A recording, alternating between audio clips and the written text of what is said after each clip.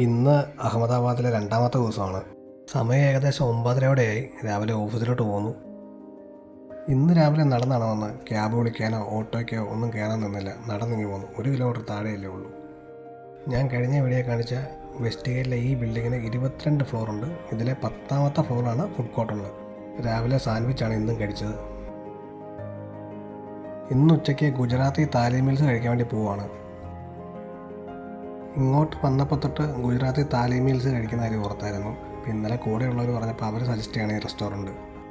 ഞങ്ങളുടെ കൂടെ വർക്ക് ചെയ്യുന്നവരും വന്നായിരുന്നു, ഒരു വൈബ് കിട്ടാൻ വേണ്ടി. പിന്നെ അവരെയും കൊണ്ടുവന്നു, ഒരു ഫണ്ടുണ്ടായിരുന്നു.